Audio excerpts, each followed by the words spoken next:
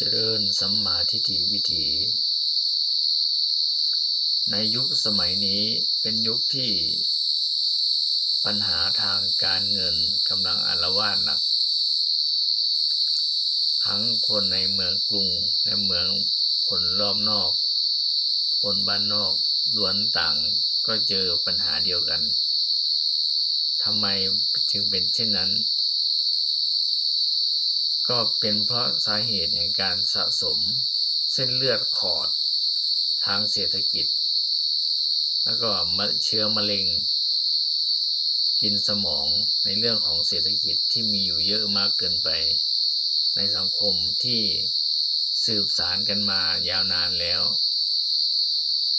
จนทำให้ระบบทั้งหลายมันกลายเป็นระบบที่ล้มเหลวเหมือนดังเช่นหัวใจล้มเหลวหัวใจรั่วหัวใจฝ่อหัวใจเต้นช้าหัวใจหยุดเต้นอะไรต่างๆตรงไหนคือหัวใจก็คือมนุษย์ใช้เงินตราเป็นหัวใจในการดำรงชีวิตแต่ไม่ได้ใช้หลักธรรมในการดำเนินชีวิตไม่ได้ใช้หลักธรรมเป็นหัวใจในการดำเนินชีวิตจึงทำให้เส้นปรากฏการณ์แห่งความล้มเหลวของระบบเงินตราจึงเผื่อแผ่กระจายไปทั่วโลกฝ่ายที่มีเม็ดเงินมากก็ลงทุนโดยที่ไม่ได้นึกถึงคนส่วนมากฝ่ายที่คอยเก็บเงินทำหน้าที่เก็บเงินจำนวนมากอย่างเช่นธนาคารก็เอาไปปล่อยกู้โดยที่ดูแลได้ไม่สุดว่าผู้ที่กู้ไปนั้นได้ทำปรากฏการณ์ใดที่เป็นการทำให้คนส่วนมากได้รับประโยชน์หรือไม่ทำให้เกิดเม็ดผลประการใดก็ไม่อาจรู้และเมื่อผู้กู้ทั้งหลายที่กู้จากธนาคารใหญ่กู้เงินก้อนใหญ่ๆนำไปทำนอกลู่นอกทางก็ไม่สามารถตรวจสอบได้ว่าเอาไปทำอะไรบ้างมีแต่ที่ผ่านมาที่เห็นก็คือมีแต่เอาไปสร้างสถานที่ให้มันใหญ่โตหรูหราฟุ้งเฟ้อแต่ไม่ส่งเสริมระบบในการที่ทำให้มันงอกเงยให้มันเจริญงอกเงยเลยดังนั้นนี่เองจึงเป็นหัวใจของความล้มเหลวของระบบที่ทำให้ทั้งเมืองกรุงเมืองไม่กรุงทั้งหลายเมืองรอบนอกเมืองบ้านนอกทั้งหลายได้รับผลกระทบกันมากมายเยอะแยะในขณะที่ในเมืองกรุงค่าแรงขั้นต่ำสูงริบลิ่วแต่ในเมืองชนบทบ้านนอกกับค่าแรงนิดเดียวยามที่นำเอาน้ำมันมาขายแทนที่จะขายเมืองบ้านนอกให้มันถูกหน่อยเพราะว่าค่าแรงเขาต่ำก็กลับไปขายราคาแพงส่วนในเมืองหลวงเมืองใหญ่มีคนใช้มากมีคนอุดหนุนมาก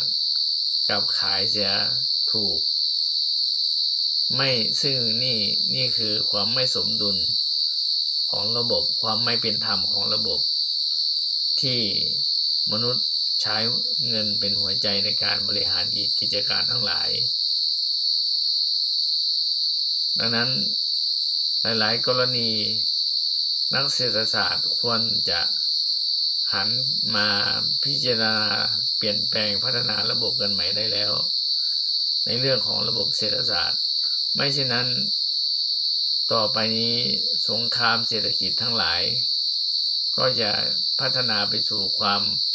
รุนแรงมากขึ้นจนจะไม่อาจที่จะหวังพึ่งระบบเ เศรษฐศาสตร์เงินตราใดๆได้ต่อให้มีทองเยอะแยะมากมายก็ในทวีปแอฟริกาในยุคโบราณที่มีกษัตริย์ผู้หนึ่งที่มีทองเยอะก็เคยมีแจกทองจนทำให้เกิดความล้มเหลวของระบบมาแล้วก็ใช่ว่าจะไม่เกิดขึ้นในยุคสมัยนี้ในเมืองไทยในเมืองรอบนอกรอบๆทั้งหลายดังนั้นระบบเศรษฐกิจเงินตราทั้งหลายถ้าได้พระโพธิสัตว์ธรรมไปเป็นหัวใจในการพัฒนาระบบเศรษฐศาสตร์จะทำให้ระบบเศรษฐศาสตร์เป็นไปด้วยภาวะที่สมดุลไม่มีระบบเส้นเลือดขอดหรือว่าหัวใจล้มเหลวหรือว่ามะเร็งทางการเงินกินสมองทั้งหลายเหล่านี้ผู้ที่ด้อยโอกาสที่สุดก็มีสิทธิ์ที่จะหาทุนหารอนอะไรได้โดยไม่ยากเท่าที่เป็นอย่างที่เป็นอยู่นี้ดังนั้นระบบเงินตราทั้งหลายนักระบบเศรษฐศาสตร์ควรจะมีการจับกลุ่มหารือพิจารณาอย่าหารือแต่คิดแต่จะเอาแต่ได้เห็นเอาแต่ได้ในเรื่องระบบการเงินทั้งหลายพอยุคต่อไปนี้ทุกอย่างเมื่อมันผิดพลาดแล้วจะต้องกางกระดาษสีขาวใหม่กระดาษสีขาวเพื่อที่จะวาดแผนงานต่างๆออกมาใหม่ในการวางระบบทั้งหลายไม่เช่นนั้นระบบของความล้มเหลวทั้งหลายก็จะนำพาความวิบัติชิบหายมาสู่ทุกสังคมในโลกนี้ดังนั้นวันนี้คลิปนี้จึงขอฝากนักระบบเศรษฐศาสตร์ทั้งหลายหันมามองระบบเศรษฐศาสตร์คุณธรรมค้ำค่าเงินกันได้แล้วถ้าหากระบบคุณธรรมค้ำค่าเงินตั้งอยู่บนฐานของปณิธานแห่งการทำความดีสิ่งต่างๆดีๆทั้งหลายก็จะเกิดขึ้นดังนั้นขอให้นักเศรษฐศาสตร์ผู้ใส่สูตรอย่าปล่อยให้คนที่ไม่ได้ใส่สูตรมาพูดแทนเลยมันเหมือนกับเป็นการที่ด้อยค่านักระบบเศรษฐศาสตร์ในยุคสมัยนี้ที่ใส่สูตรกันเสียเปล่าแต่ไม่สามารถที่จะหารือกันที่จะแก้ไขปัญหาเรื่องระบบการเงินได้มันเป็นเรื่องที่เสียหายต่อภาพลักษณ์ของนักระบบเศรษฐศาสตร์ในยุคปัจจุบันที่หรูหราฟุ้งเฟ้อทั้งหลายวันนี้จึงเป็นคลิปนี้จึงเป็นคลิปขอต่อว่าให้หันมาคิดกันในเรื่องนี้ได้แล้วสำหรับนักเศรษฐศาสตร์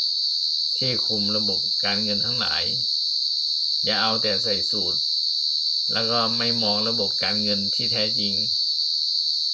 เอาแต่เงินเอาแต่รายได้เอาแต่ผลกำไรทั้งหลายจนกลายเป็นขาดทุนไปเสียดังที่เป็นอยู่นี้เจริญสัมมาทิฏฐิเมตตาวิถี